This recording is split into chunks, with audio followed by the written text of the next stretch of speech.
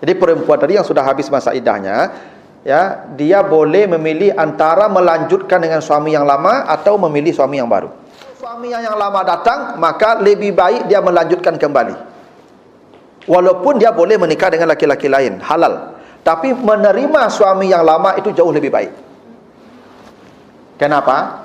Karena Allah membenci perceraian. Salah satu perkara halal yang paling dibenci Allah adalah abghadul halali indallahi at-talaq. Kata Nabi, perkara halal yang paling dibenci Allah itu bercerai. Maka ibu-ibu, ya, jangan pernah minta cerai. Walaupun ibu jangan, dalam tanda kutip suaminya tidak ideal, dalam tanda kutip, ya, selama dia tidak menyuruh ibu maksiat, ibu bertahanlah, ya, supaya ibu tidak dimurkai oleh Allah. Nabi, ya, perempuan mana saja yang minta cerai pada suaminya, maka haram mencium aroma surga. Ada ibu-ibu ni, udah cari saja deh, dan bisa duit surang. Ibu pun ngomong begitu, kan ibu sudah punya kekuatan, gajinya sudah besar, dia mandiri dari dulu.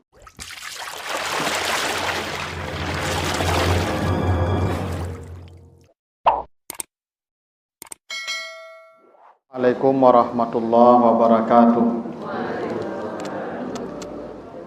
Alhamdulillahirabbil alamin. Assalatu wassalamu ala asrafil anbiya'i wal mursalin wa ala alihi wa ashabihi ajma'in.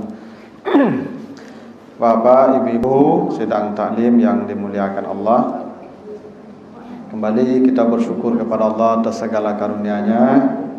Alhamdulillah, pada pagi hari ini kita kembali dikumpulkannya di tempat yang penuh berkah ini, dalam majelis zikir yang diberkahi Allah insyaallah. Salawat dan salam untuk Nabi kita Muhammad sallallahu alaihi wasallam.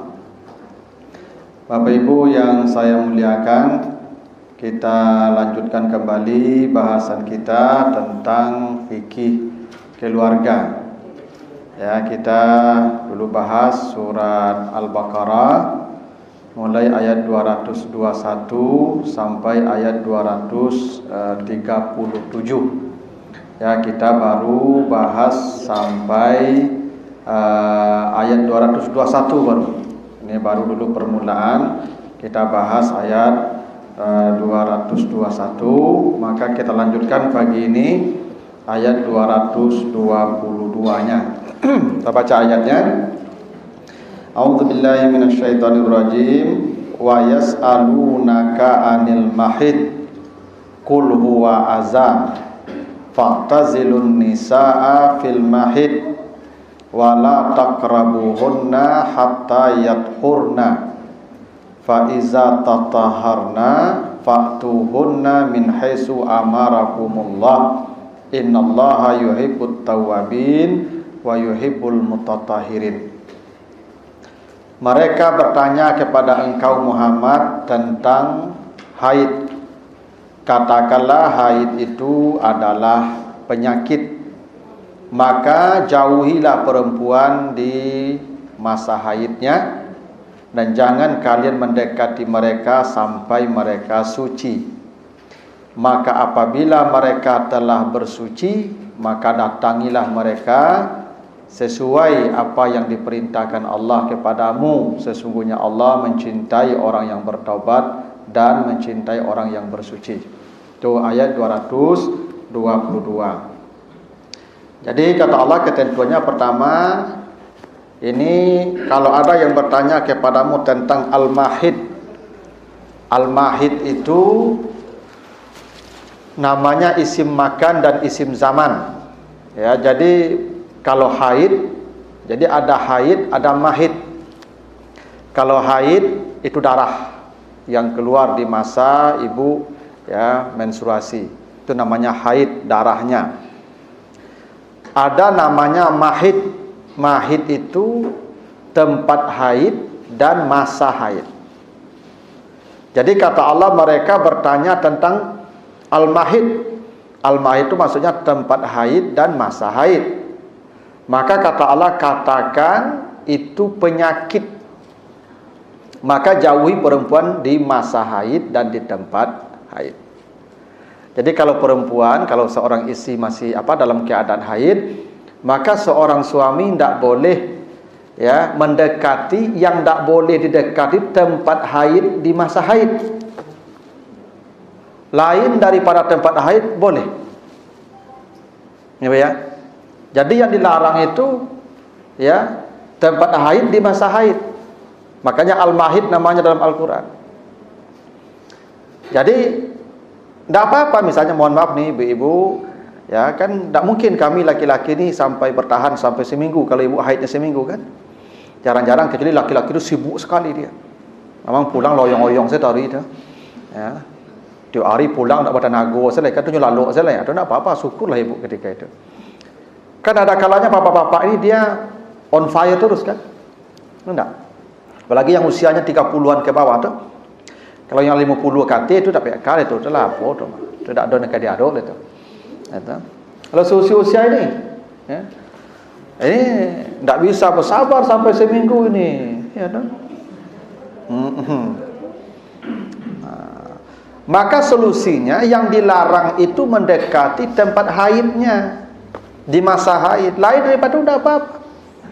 Jadi ibu kasih bantuan beliau ya untuk menyelesaikan persoalan beliau yang serius itu. Iya. Ya tidak apa-apa, boleh. Boleh. Ya. Pokoknya yang tak boleh itu di mahidnya. Lain daripada mahid itu boleh, tidak apa-apa. Ya. Jangan ibu-ibu kemudian bapak-bapak ya kan di masjid tu kasih kode ke ibu-ibu puasa lu. Tak bisa begitu ibu. Ya. Sabar lu puasa lu. Enggak, ibu saya carikan beliau solusi biar tenang hatinya. Sebab kami ini ibu-ibu, ni mohon maaf nih, kalau ibu-ibu tak apa-apa. Kalau kami ini bila sudah dalam kondisi tertentu ya, itu dunia ini rasanya seperti mau dipecah saja Pak. Ya, saking galaunya. Itu kenapa tujuan kami ketemu ibu itu kata Allah litaskunu ilaiha, agar kamu mendapatkan ketenangan dengannya. Jadi ibu bapak-bapak yang dalam kondisi meronta-ronta itu ibu tenangkan. Ya. Bagaimana cara ibu terserah. Selain al-mahid. Itu ketentuannya begitu. Jadi menjauhi perempuan ketika haid dan di masa haidnya itu bukan mengasingkan perempuan ke suatu tempat, bukan mengisolasi perempuan, enggak. Ya. Kalau dalam tradisi Yahudi Bapak Ibu, itu wanita haid itu dianggap itu kutukan, karena itu perempuan haid itu diasingkan di satu tempat yang tidak boleh orang lain ketemu dia. Dalam tradisi Yahudi begitu dulu itu. Indah. Dalam Islam haid itu tidak ada masalah. Itu biasa siklus normal.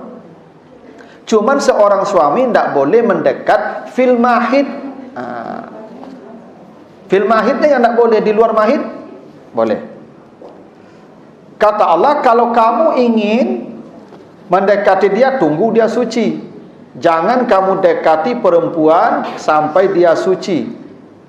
Apabila dia sudah bersuci, maka datangilah dia. Jadi ada dua hal Bapak Ibu ya. Satu namanya yathurna, suci. Suci itu artinya darahnya berhenti, itu suci. Ada namanya tataharna, bersuci, mandi.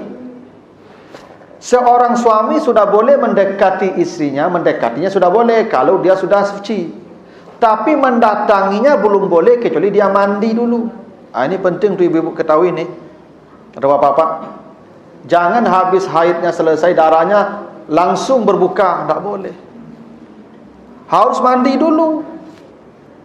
Kata Allah, jangan kamu mendatanginya kecuali dia sudah bersuci. Ya, itu kenapa saya sarankan ibu-ibu kalau haidnya berhenti di malam hari, mandilah malam itu. Tidak apa-apa, sekali-sekali tidak apa-apa mandi malam itu. Jangan tunggu pula apa, ya kan, ngijok-ngijok matanya. Lalu besok pagi salah si ibu. Tak boleh begitu. Ibu mandilah malam itu. Karena apa-apa, kalau belum mandi sabar dulu. Gitu. Karena bapak-bapak ini banyak tak sabar. Lalu mandi lah kan. Tak nyelapian ibu boleh. Gitu. Ini hal yang normal biasa di rumah tangga begitu ibu. Gitu. Nah, bapak-bapak harus suruh mandi dulu. Ibu harus mandi dulu. Tak bisa ibu tak mandi, tak boleh. Ya. Nabi melarang mendatangi istri walaupun dia sudah berhenti darahnya, sudah suci, tapi dia belum bersuci. Itu ketetapannya begitu. Ya. Itu maka saran saya kalau berhenti darah ibu, misalnya habis Isya, mandilah langsung habis Isya itu. Ya, jadi buat antuk-antuk, saya kan apa kena tahu tu buat antuk-antuk sampai subuh besok kan. Apa lah gelisah saja lalu lah hari kau. Ibu mandilah dulu. Bagi tahu kapak Allah pak ya okey ya. Gitu.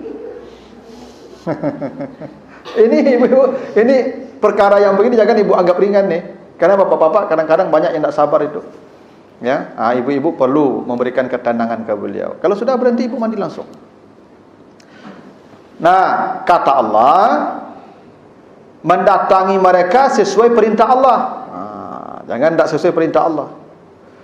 Karena itu kata Allah, istrimu itu adalah sawah bagimu. Maka datangilah sawahmu sesuai apa yang kamu inginkan. Jadi dalam bahasa Al-Quran, ibu-ibu ni sawah. Sawah ibu-ibu ya. Apa makna sawah? Apa ibu-ibu sebut sawah apa? Sawah. Sawah itu maknanya banyak. Ada makna biologis, ada makna sosiologis. Makna biologis, sawah itu artinya ya apa yang ditanam petani, sawah akan menumbuhkannya. Kalau ditanam kambe ke pario ya, kambe, pario tumbuh, cabai tumbuh. Artinya jenis kelamin anak itu bapak yang menentukan, tidak ibu. Karena ibu hanya sawah yang menumbuhkan apa yang ditanam oleh petani. Karena dalam biologi dulu saya pernah belajar kode kromosom perempuan itu XX. Kode kromosom laki-laki itu XY. Kalau X bapak ketemu X ibu, perempuan anaknya. Kalau Y bapak ketemu X ibu, maka laki-laki anaknya. Begitu nak ibu ya? Itu artinya kalau suami istrinya melahirkan anak pedusi, jadi salahnya koring tambah orang rumah dia kalau jangan. Nah, berarti bapak yang salah karena X bapak terlalu banyak. Sehingga Y bapak tak pernah ketemu dengan X ibu. Yang ketemunya X terus. Nanti ditambah juga istri perempuan juga lahir tu. Ya. Jadi memang yang menentukan jenis kelamin itu adalah laki-laki. Itu kenapa disebut sawah. Ibu hanya menumbuhkan saja. Yang kedua, kenapa perempuan disebut sawah? Karena sawah itu tidak punya hak milik. Sawah itu hanya menumbuhkan yang punya tanaman petani. Itu artinya anak milik ayah. Anak tidak milik ibu. Ibu tidak punya hak milik terhadap anak. Yang punya hak milik ayah itu makanya fulan bin fulan. Itu kenapa kalau terjadi perceraian, maka anak diserahkan langsung kepada ayahnya. Aturan agama begitu. Kalau bercerai suami istri, kecil istri yang diceraikan, bawalah anak udale. Makanya begini, misalnya ada seorang istri sedang hamil tua, 9 bulan lebih hamil, diceraikan suaminya hari ini, cerai. Nanti sore lahir anaknya, ya toh? Maka malam itu dia boleh menikah dengan orang lain, karena idahnya sudah habis. Kan idah wanita hamil sampai melahirkan, dia sudah melahirkan. Habis idahnya, dia boleh menikah dengan laki-laki lain yang dia sukai. Maka anak yang baru dilahirkan itu diserahkan ke bapaknya. Ya, ada, aku anak udah bawa lagi. Boleh begitu, Bu.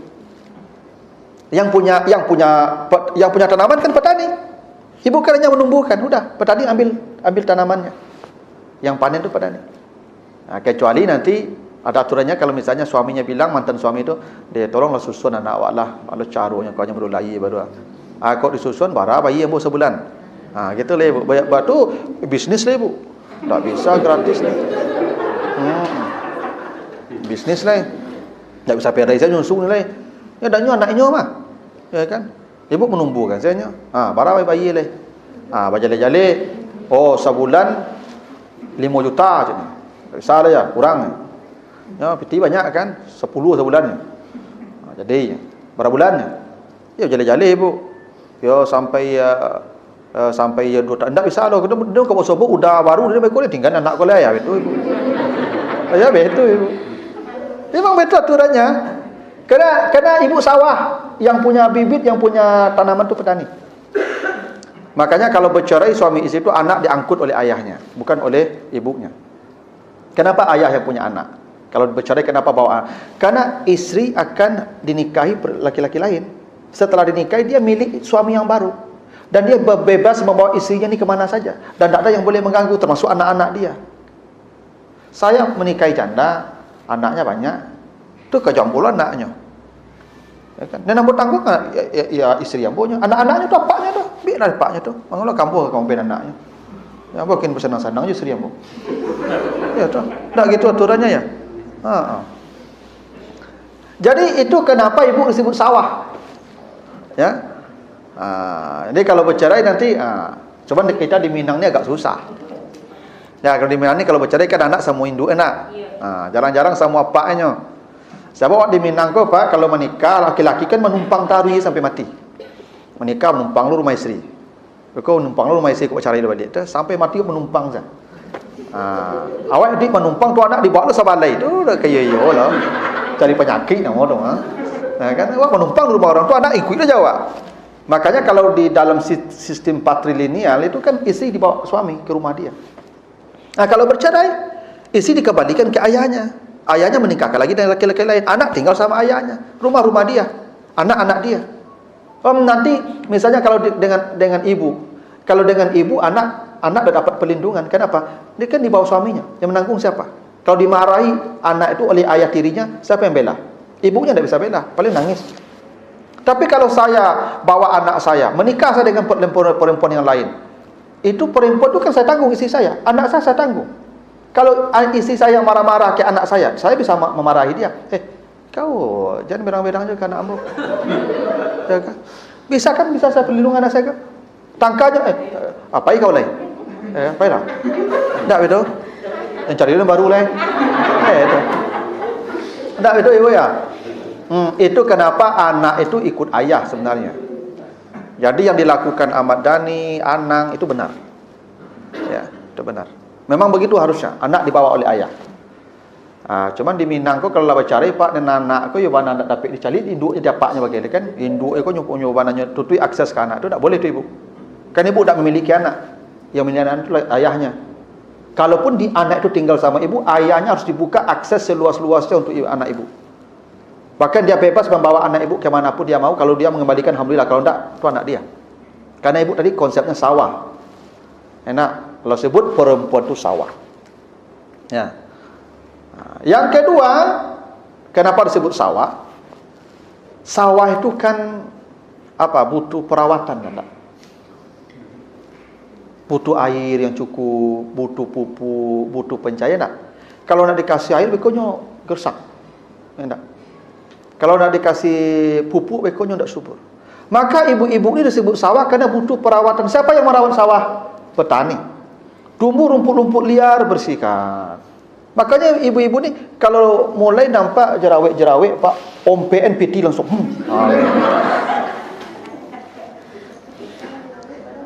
Suruh ke dokter kulit kecantikan.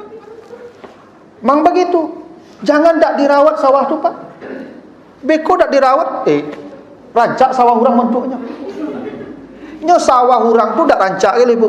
Mungkin rancak sawah awak, cuma orang kau nyorawat sawahnya. Awak barunya saja. Ya. Tak pandai dirawat sawah kalau tu. Barunya saja di santai saja. Tak pandai dirawat lah. Bajak saja. Kasih air yang cukup. Air tu ya uang. Sebab sawah kalau dialiri kan sehatnya Pak. Ibu kalau dialiri piti yang cukupnya sehat. Ini masalah ibu kok sakit piti. Asa cukup piti Pak, nyo sehat. Nyo sehat. Cerah. Tapi asa kurang belanja, nyo kolesterol naik, asam urat naik itu. Ya kan tensi naik gitu. Maka ibu-ibu kalau mulai nyerengi di rumah Pak tu nak kurang belanja tu Pak. Cayolah. Asal mulai belantang-lantang di rumah tu Pak tu tahun kurang belanja tu Pak. Tapi asal banyak Pak padik itu babunyi rumah dak loh Pak. Yo mana cerah. Itu maka tugas bapak-bapak tu sawah tu rawat. Piti.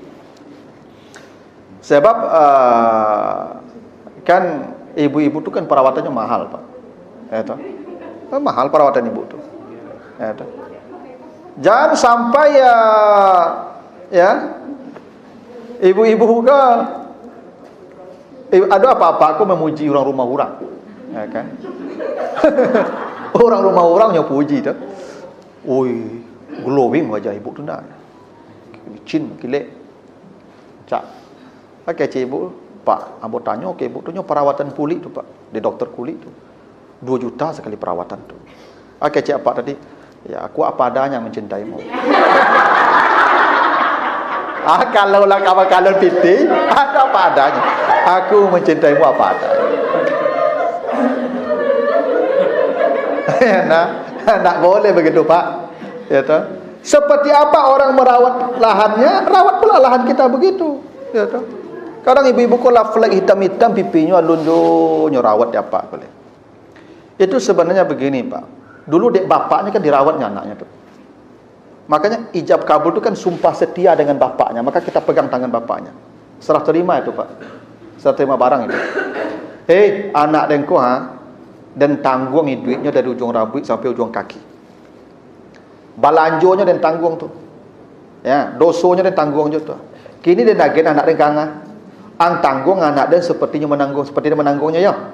Ang jamin duit seperti dia menjaminnya ya. Ang bahagiakannya sepertinya membahagiakannya. Jadi Pak dan tarimu anak apa? Ya kan seperti apa bagi belanjo, kita bagi belanjo. Seperti apa membahagiakan, seperti membahagiakan.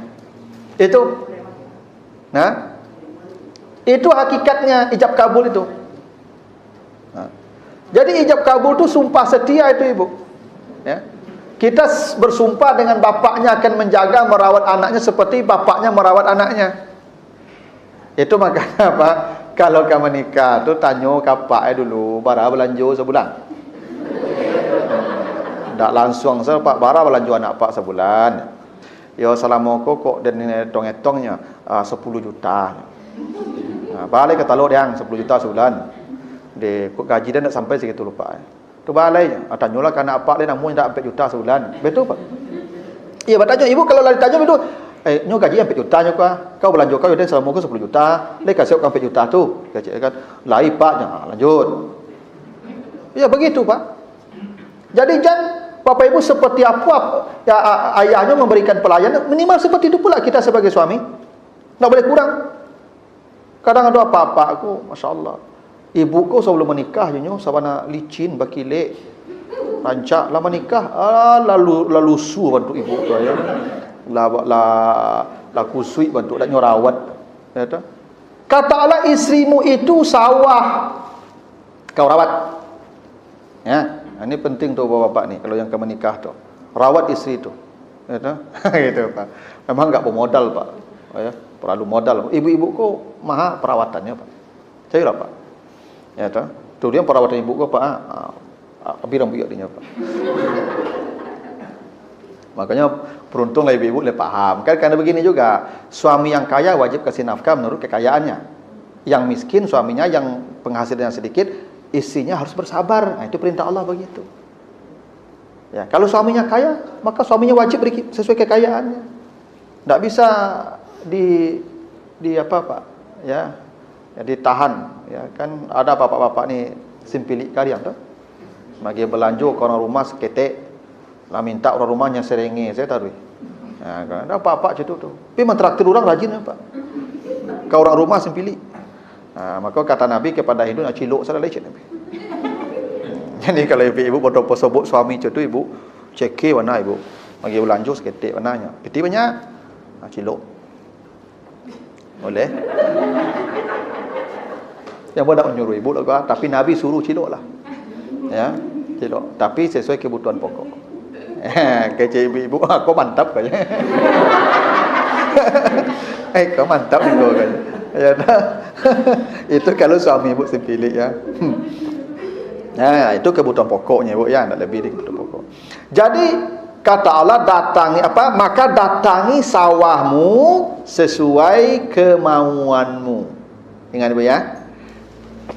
Ini soal ranjang nih Bu. Seperti apa petani?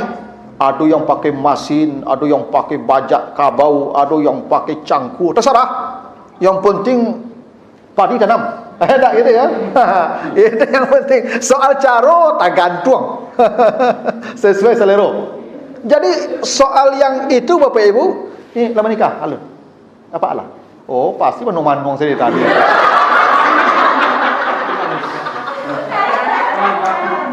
Pastilah kosong saya pandang. Sebab tak paham tu mak. Kalau yang lama nikah kan seketik saya basuh kan. Kan bisa. Kan dari tadi tak ada mangguk lah mereka. Kecek. Laku ya. Aduh. Tolonglah ibu lah, tolonglah carikanlah beliau. Supaya menyambung awak kalau cerita. Awak baca itu gulu-gulu, beliau tak pandai makan gulu-gulu dia. Tentu bingung memahami gulu-gulu. Nah.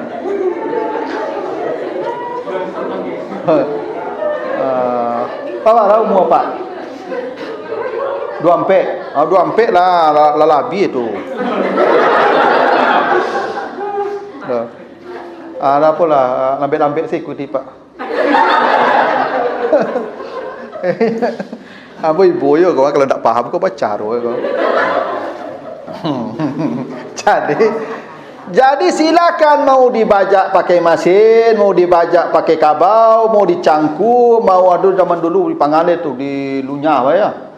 Dia ada di alau kabau banyak-banyak dulu, tu dilanyah dulu. Ayo terserahlah, terserah. Itu cara saja supaya bisa subur ditanam. Asalkan di tempat yang tumbuh. Tu kan tatangi sawamu ya, bagaimanapun kau sukai, tapi harus di tempat yang bisa tumbuh ditanam. Karena ada tempat yang tidak bisa tumbuh, jangan di situ. Haram.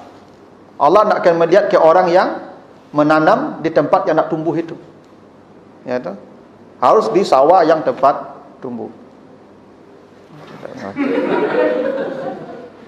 Ibu pun tak faham dah. Jadi begitu. Nah, hati bolong. Kau model Aladin apa kau? Dia tak kalau jin kau. Aduh. Terima kasih. Tak model apa Aladin ya? Kalau jin kau. Nah, begitulah Pak Ibu ya. Baik. Lalu kita lanjut ya. Jadi kata Allah, lanjut. Nah, kita sampai jam 9 ya. Berarti ada 10 menit lagi ya. Ada 10 menit lagi sebelum kita diskusi ini. Ya. Lillazina yu'luna min nisaihim yatarabbasu arba'ati ashhur fa in fa'u fa innallaha ghafurur rahim. Jika orang-orang mengela istri mereka, mengela itu maksudnya juga bersumpah dan tak kalaluk jo kau lagi demi Tuhan dan tak ke rumah kau lagi dan tak ke pulang lagi. Itu kecilnya tu ilah nama itu nyoba sumpah tak ke menggauli istrinya. Tapi tak diceraikannya. Dia bersumpah tu ela namanya, ela. Ya yu'lun kalau kata kerjanya. Jadi demi Allah saya tak akan menyentuhmu. Itu bahasanya tu. Maka si istri menunggu selama 4 bulan. Jadi kalau ada suami bersumpah tak akan menggauli istrinya, maka istri menunggu selama 4 bulan. Kalau dia kembali menggauli istrinya dalam masa 4 bulan itu, Allah Maha Pemaaf, Allah Maha Pengampun, tapi dia wajib bayar kafarat. Kafaratnya apa? Beri makan 10 orang miskin dulu. Atau puasa 3 hari kalau tidak ada budak. Jadi demi Allah, ambo tak kalaluk leh kau. Itu kecil dah, bahasa kasar. Hari ini tekanan yang bandarnya Pak. Kode orang rumah aku, puasa 3 hari udah lu. Itu kecil apa dia? Kau ada ibu. Situ. Dia makan orang miskin 10 dulu. Tak bisa. Kan kafarat harus sumpah tu harus kado kafarat. Maka kalau Bapak Ibu melanggar sumpah, demi Allah, ambu ndak datang ke kantor lagi, demi Allah, tu datang ke kantor. Tu bayar kafarat tu. Iyalah. Baca di Al-Maidah 89 nanti itu. Wajib bayar kafarat. Setiap sumpah kalau dilanggar kafarat. Demi Allah, ambo dak ke rumah ibu ambo lah. Leka jadi sampai mati dak kaki sekolah ambo lah. Tu bisa datang ke rumahnya, Wak. Puasa dulu 3 hari. Atau beri makan 10 orang miskin. Kalau enggak, dosa. Tu sumpah pun tak ringan tu, Pak. Maka jangan sembarang-sembarang sumpah ya. Demi Allah tu tak boleh tu. Kalau dilanggar, kafarat. Ini kalau ada suami mengelak istrinya, dia bersumpah tidak akan menggauli istrinya, lalu dia gauli, tak apa-apa, tapi bayar kafarat kata Allah. Tapi kalau tidak digauli, maka perempuan tadi menunggu 4 bulan. Setelah 4 bulan berlalu, tetap tidak digauli istrinya, pilihannya 2. Dia kembali dengan membayar kafarat, atau dia ceraikan. Tak boleh menggantung ibu-ibu kau nak batali.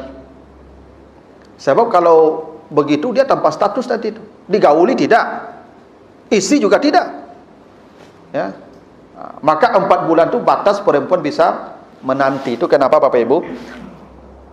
Itu Umar bertanya ke anaknya Hafsah ketika Umar jadi khalifah. Hafsah, berapa lama perempuan bisa bertahan tanpa suami? Kata Hafsah 4 bulan.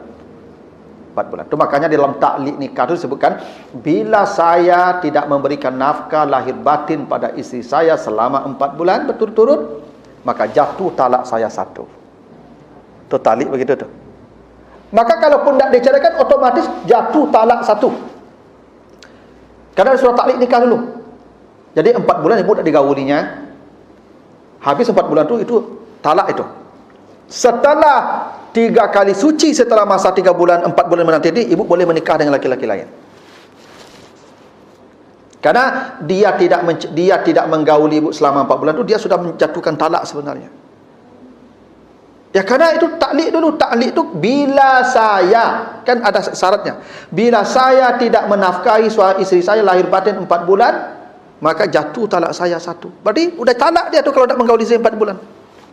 Ibu tinggal 3 kali haid lagi. Ibu boleh menikah dengan orang lain walaupun tanpa diceraikan. Ibu sudah bercerai otomatis. Ya. Jadi tidak ada istilahnya perempuan digantung tak bertali, Pak. Karena kita sudah membacakan taklid waktu akad nikah. 4 bulan masa tenggang kita memberikan nafkah. Bila 4 bulan nafkah berturut-turut tidak jada, talak 1. Talak 1, tunggu iddahnya habis. Kalau masa iddah habis tidak rujui suaminya, dia boleh menikah dengan laki-laki lain. Ya. Itu ketetapannya begitu. Maka pilihannya bagi suami, dia balik dengan membayar kafarat sumpah atau dia menceraikan istrinya. Jadi ibu-ibu ini sebenarnya ya punya hak menentukan diri bila suaminya tidak mendatangi ibu lagi selama 4 bulan. 4 bulan itu batas maksimal perempuan bisa bersabar. Kalau laki-laki tidak bisa, 4 bulan dia hanya bisa bersabar 3 hari paling lama. Itu kenapa laki-laki tidak dikasih iddah ketika bercerai. Jadi kalau bercerai dia atau cerai hidup atau cerai mati, laki-laki tidak ada iddahnya. Hari ini istrinya mati, besok pagi dia boleh menikah. Dia boleh punya perasaan. Ya kan itu soal perasaan saja lah kita. Kalau soal hukum kan boleh. Ini kan soal rasa saja. Masuk kalau istri batang mati aku menikah loh. Itu perasaan saja itu. Kalau hukum boleh. Kalau ibu meninggal enggak, 4 bulan 10 hari kemudian ibu boleh menikah. Ibu punya masa tunggu. Cerai hidup ibu harus 3 kali haid. Yang dah haid 3 bulan. Ibu punya masa tunggu. Kami tidak punya masa tunggu karena ibu bisa bertahan selama sekian bulan tanpa suami. Kalau kami tidak bisa tanpa kehadiran ibu-ibu. Kami ini akan blank langsung kalau lama menjauh dari pasangan. Itu makanya ibu-ibu tidak boleh lama-lama meninggalkan suami. Kalau ada tugas-tugas luar, ibu 3 hari harus pulang. Tidak boleh lebih 3 hari. 3 hari itu ibu wajib pulang. Ya, nanti baru berangkat lagi itu. Ya, tidak boleh ibu ya membiarkan bapak ya lalu surang sekian lama ibu pergi dinas luar. Dosa ibu. Dosa. Maksimalnya 3 hari, tidak boleh lebih. Aturannya itu agama mengatur begitu. Nah, kalau ibu-ibu boleh kami tinggalkan 4 bulan.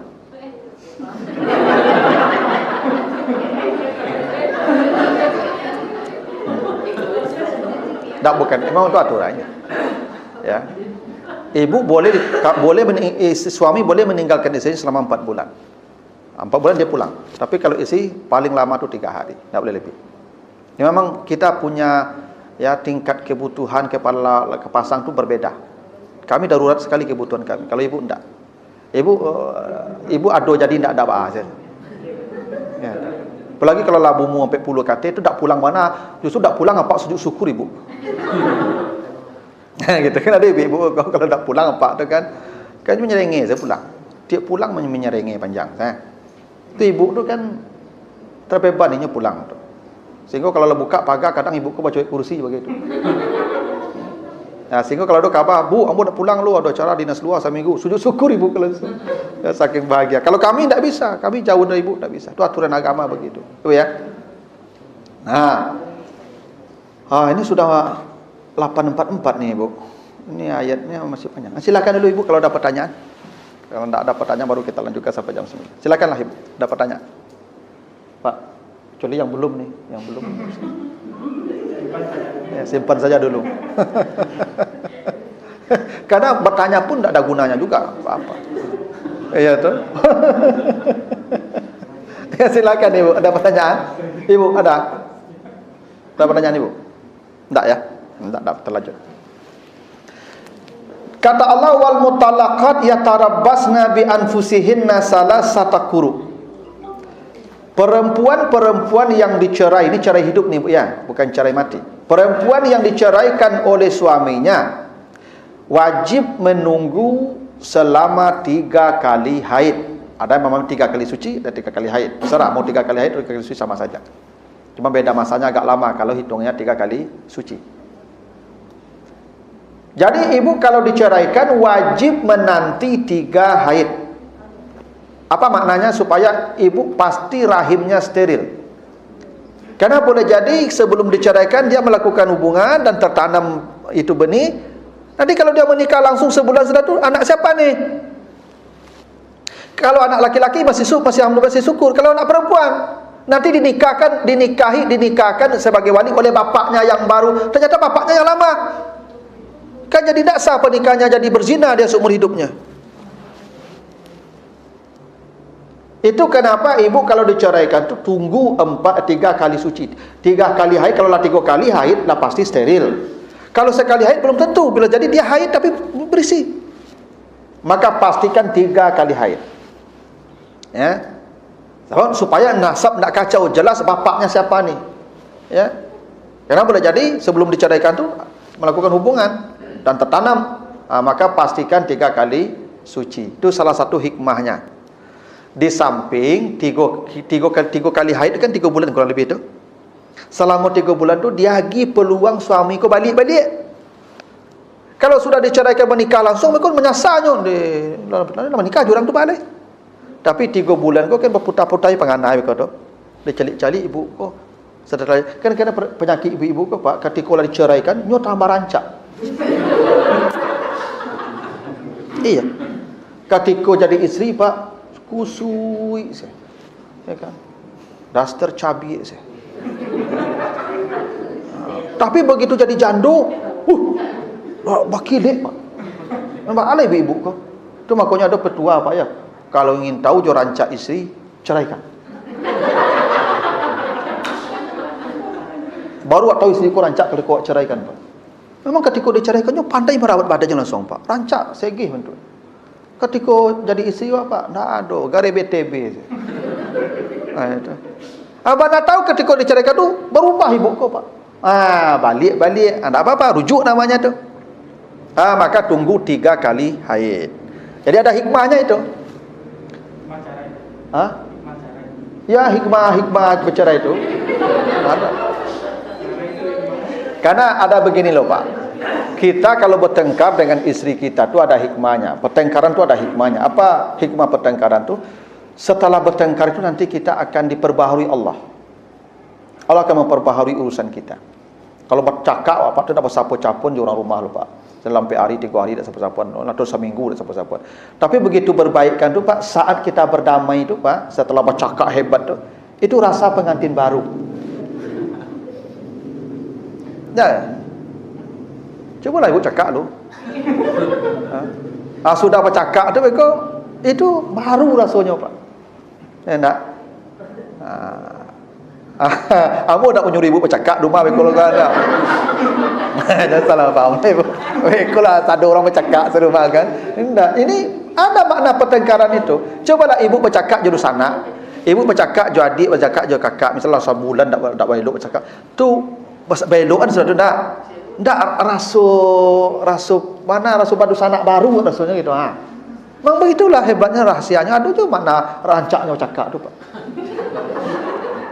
Jadi suami isteri yang sakinah tu, keluarga sakinah tu bukan keluarga yang aku rantuk-antuk cupin-ipin enggak.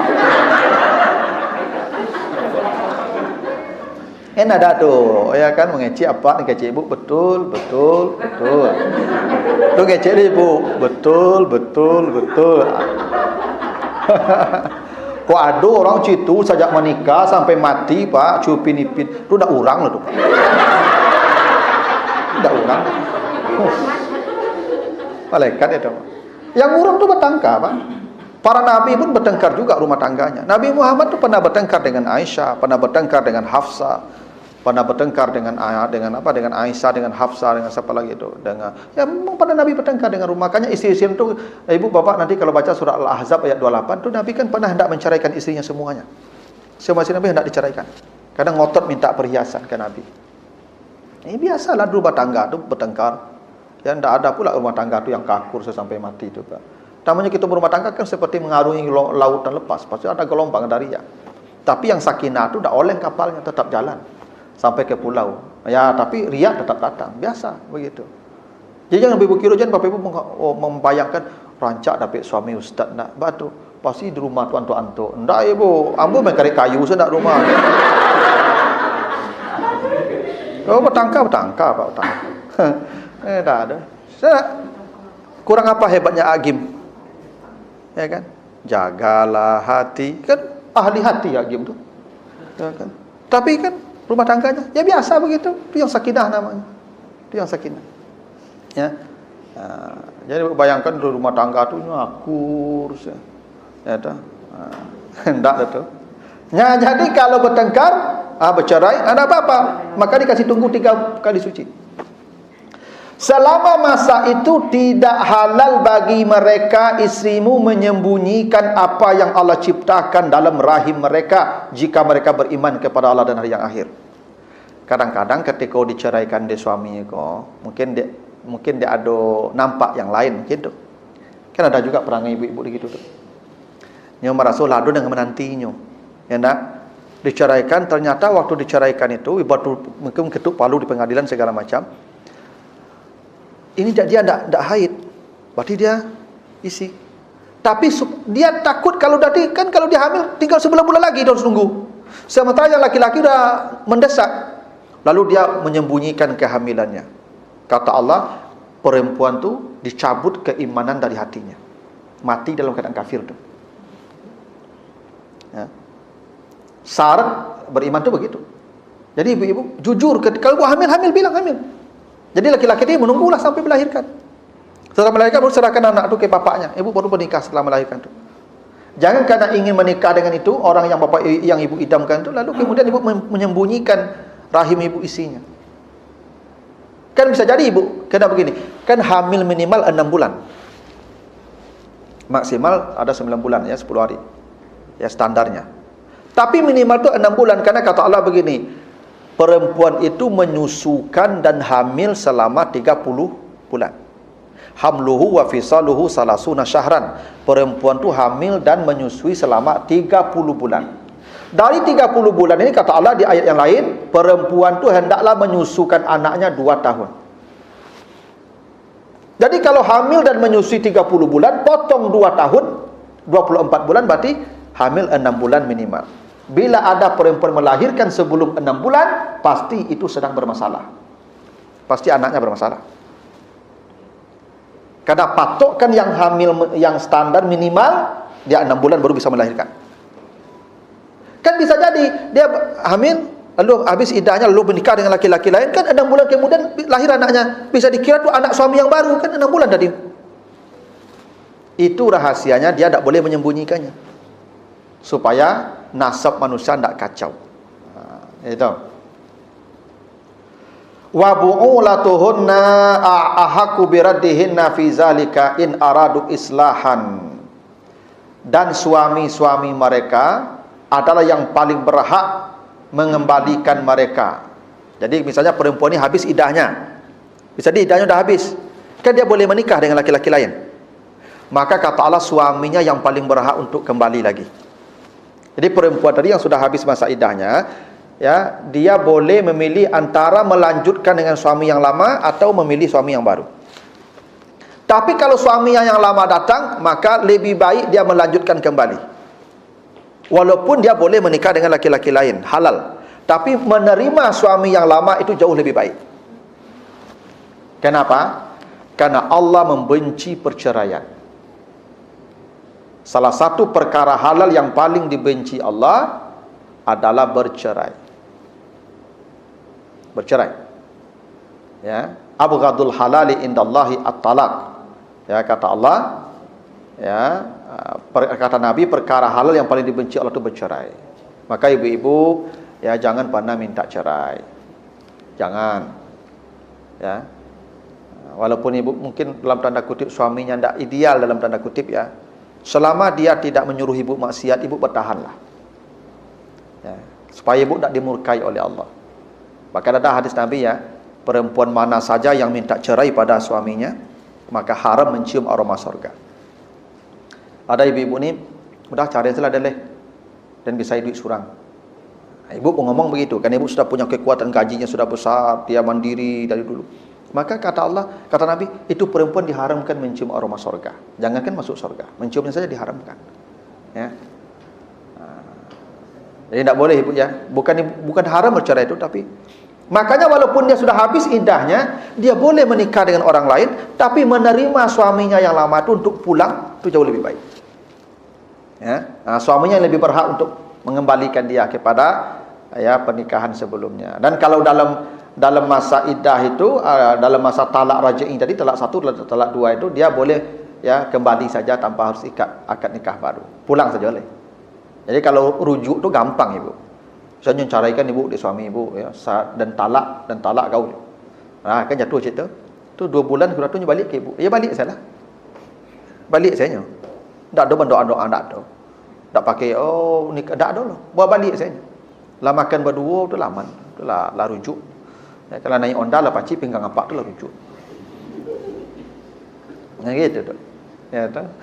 Rujuk tu tak payah, kembali sajalah. Selama belum 3 kali. Kalau 3 kali nanti ada aturannya. Gitu. Ada pertanyaan Bapak Ibu sampai sini? Oh, jam 9 ya. Ada? Enggak. Yang belum menikah boleh bertanya. Kalau enggak ada yang belum menikah. Ya. Ada pertanyaan? Silakan Ibu. Bebas, enggak terkait tema juga enggak apa-apa.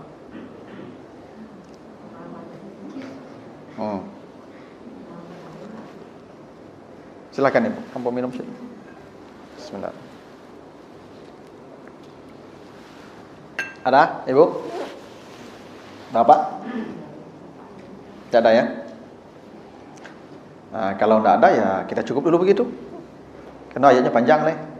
Tak simpan untuk pertemuan berikutnya. Ya, dalam 2 bulan lagi. Atau Ibu yang baru masuk mau tanya. Tidak Bu? Tidak. Ya. Lah, aman Ibu ya. Kalau aman kita cukupkan begitu dulu. Mudah-mudahan ada manfaatnya. Lebih kurang mohon maaf. Kita tutup dengan doa kafarat. Subhanakallahumma wa bihamdika asyhadu an la ilaha illa anta astaghfiruka wa atubu ilaika. Wassalamualaikum warahmatullahi wabarakatuh.